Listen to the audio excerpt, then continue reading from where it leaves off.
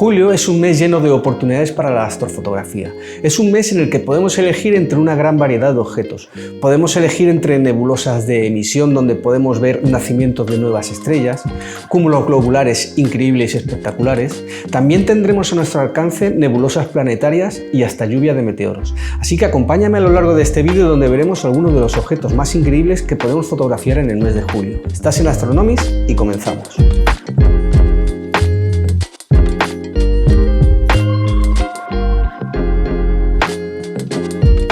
Como siempre, vamos a comenzar hablando de la Luna y de sus fases. Es importante saber en qué momento se encuentra la Luna a lo largo del mes para saber si podemos fotografiar ese objeto o no. Tendremos la Luna en un cuarto creciente en el 2 de julio, ¿vale? Después tendremos luna llena el 10 de julio.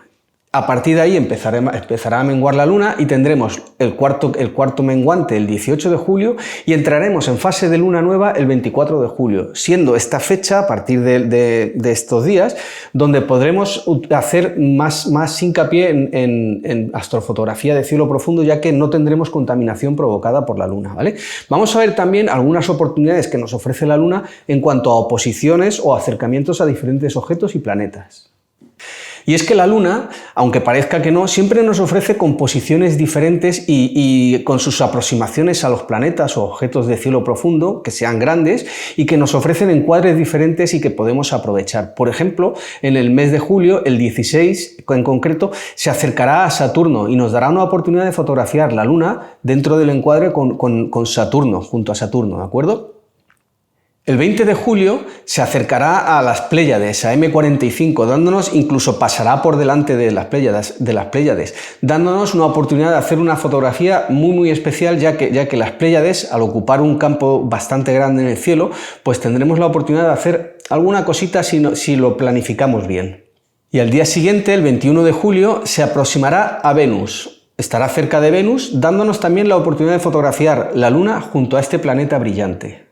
El 23 de julio se nos posicionará cerca de Júpiter, dándonos nuevamente una oportunidad de fotografiar la Luna con el planeta Júpiter, junto al planeta Júpiter, y diseñar un encuadre, ¿de acuerdo?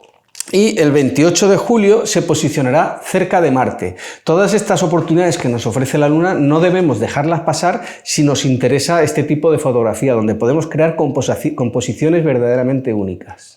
Y durante el mes de julio tenemos también dos lluvias de meteoros. No son lluvias de meteoros muy grandes, pero son lluvias de meteoros que nos pueden interesar y con las que podemos crear composiciones muy chulas. En concreto, estamos hablando de las Delta Aquáridas y de las Alfa Capricornidas, ¿vale? Estas son dos lluvias de meteoros que tendrán sus picos máximos a finales de julio, más o menos, y que nos van a ofrecer unas oportunidades muy interesantes para crear composiciones de astrofotografía de paisaje con lluvias de meteoros. Si os interesa este tipo de fotografía, también tenéis esa oportunidad a final de mes más o menos, el 28, el 29, por ahí andará el pico máximo de estas lluvias de meteoros.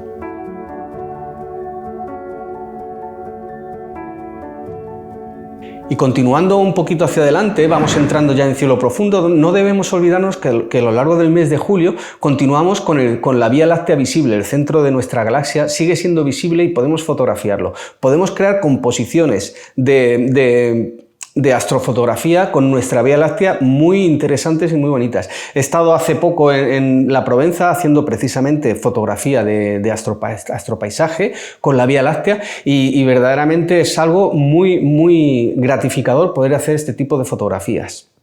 La Vía Láctea la tenemos visible desde el cielo, desde el hemisferio norte, y también desde el hemisferio sur, donde la tenemos más vertical, pero también tenemos que aprovechar esas oportunidades.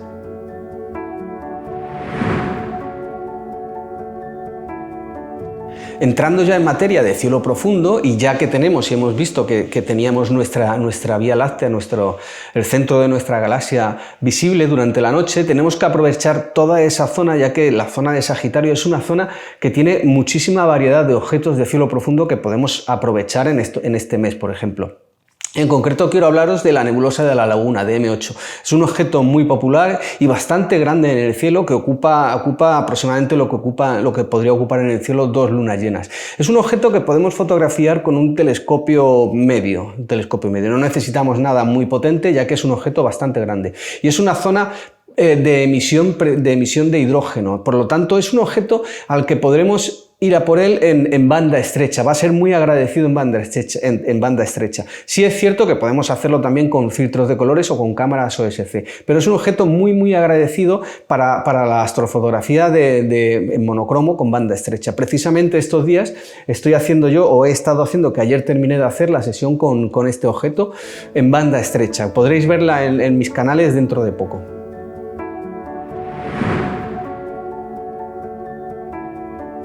Y muy cerquita de la nebulosa de la Laguna, también en la misma constelación, nos encontraremos con M20. M20 es un objeto más pequeño, es la nebulosa trífida, y es también muy popular y muy característica porque tiene unas bandas de gas que la cruzan y que la dividen como en 3 partes, y por eso se llama trífida. Y es un objeto también de emisión de gases de banda estrecha, por lo tanto también podremos hacer fotografía de banda estrecha en esta zona, aunque también es cierto que, como siempre, podemos hacer con cámaras a color, con cámara OSC, pero son zonas que son emisiones de gas, son zonas en las que, en concreto en esta, en la trífida, está asociada a un pequeño cúmulo de estrellas abierto, pequeñito, donde hay un nacimiento de estrellas, pero que es muy agradecido para hacer en banda estrecha.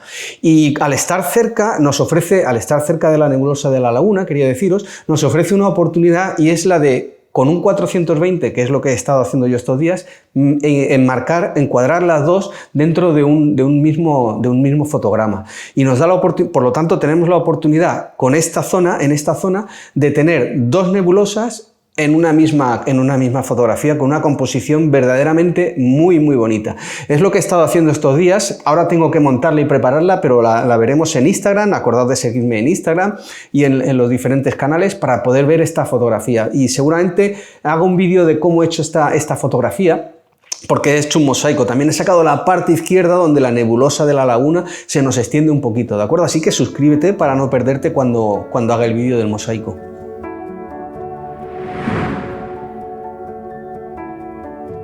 Como hemos dicho al inicio, también tenemos este mes a nuestro alcance diferentes cúmulos globulares, y uno de los más impresionantes que podemos observar en el hemisferio norte es el M13, es el cúmulo de Hércules, que está precisamente en la constelación de Hércules. Es un cúmulo de millones y millones de estrellas, todas unidas por la gravedad y todas interactuando entre ellas, y es verdaderamente espectacular de ver y de fotografiar. Para hacer este objeto no necesitamos tampoco grandes distancias focales, podemos ir a medios largas, depende del detalle que queramos coger. Tenemos que tener en cuenta que en este tipo de cúmulos globulares, si abrimos el encuadre un poquito, es decir, cogemos una focal un poquito más corta, sacaremos también esas estrellas que nos van quedando en los extremos y no simplemente el núcleo, ¿vale? Lo que lo hace una fotografía muy chula y muy interesante. Es un objeto principalmente de banda ancha, quiero decir, de cámaras a color, o si utilizas cámara monocromo, pues con filtros de colores, ya que es una zona en la que no tenemos emisión de gas y no sacaremos gran ventaja de utilizar banda estrecha, porque lo que haremos es limitar la luz de las estrellas, ¿de acuerdo? De la cantidad de luz. No sacaremos ventaja de banda estrecha en este tipo de objetos.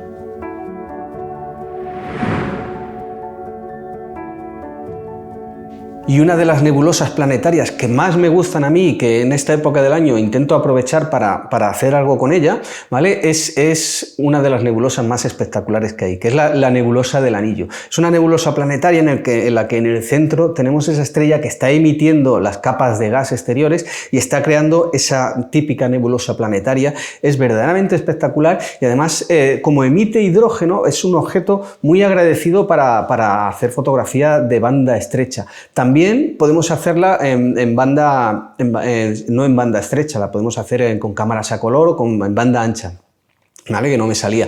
Y es un objeto, como digo, muy agradecido tanto en uno como en el otro. De hecho, lo que podemos hacer es sacar información en los dos canales, en banda estrecha y en banda ancha, y después en PixInsight combinar eso. ¿Por qué? Porque el exterior de la nebulosa es muy fino, muy suave, muy sutil, y seguramente con banda estrecha consigamos esas nebulosidades que podemos añadir después a nuestra imagen a color, ¿de acuerdo? Es una nebulosa en la que ya ya sí que necesitamos un poquito más de focal para llegar a ella, porque no es muy grande, pero si tenemos la oportunidad no debemos dejarlo pasar porque es una nebulosa muy interesante. Está en la constelación de Lira y tenemos que tener en cuenta pues eso, la focal que necesitaremos para hacer este objeto.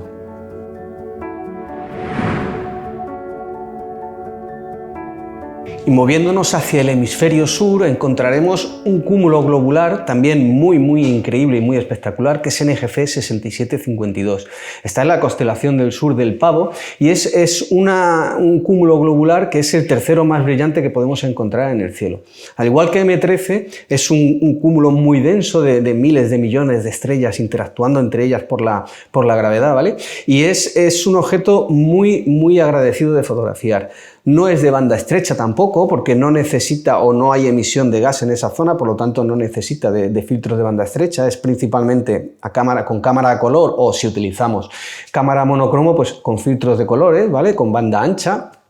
Y lo mismo que os decía con el cúmulo de M13. Tenemos que ir a focales medias, medio largas, medio cortas, depende de lo que queramos, porque el exterior del cúmulo tiene estrellas salpicadas que quedan fuera ahí, no es tan denso, pero le da ese aspecto tan increíble y tan bonito a este tipo de encuadres, que a mí por lo menos me gusta hacerlos un poquito más grandes para sacar esos detalles, ¿vale? Tenerlo en cuenta a la hora de hacer esos encuadres. Si queréis ir más al núcleo, más focal, y si queremos sacar el exterior, pues nos venimos un poquito atrás con la longitud focal que estemos utilizando.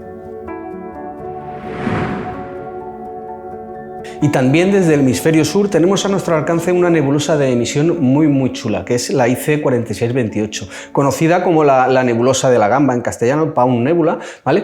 Y esta nebulosa la tenemos en la cola de Escorpión, dentro también de lo que viene siendo la zona, como hemos dicho antes, de la Vía Láctea, ya que la tenemos a la vista en los dos hemisferios, tenemos que aprovechar. Es una nebulosa donde se están generando nuevas estrellas, es una nebulosa de emisión, como ya hemos dicho, y es muy interesante porque la podemos fotografiar en banda ancha, pero personalmente creo que es más interesante hacerla en banda estrecha, ya que es una zona de emisión de gases de hidrógeno. Por lo tanto, sacaremos mucha ventaja de esos sensores monocromo con esos filtros de banda estrecha o de cámaras a color con filtros dual band o filtros que limiten la luz que pasa, ¿de acuerdo? Que nos permitan hacer eso que se llama también banda estrecha con cámaras a color, ¿vale? Ya hablamos un día de filtros en el canal, tenéis un canal que os explico un poco lo que son todos los filtros, ¿vale?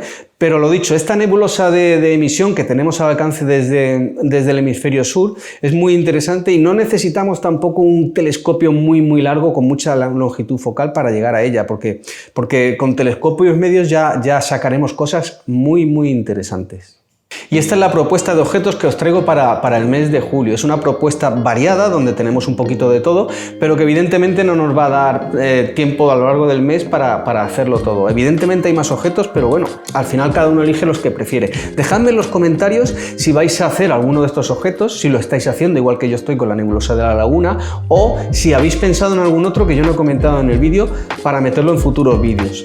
Así que nada, no te olvides de suscribirte, darle a la campanita y todo eso que ayuda a que el algoritmo haga que el canal siga creciendo. Nos vemos en el siguiente vídeo. Hasta luego.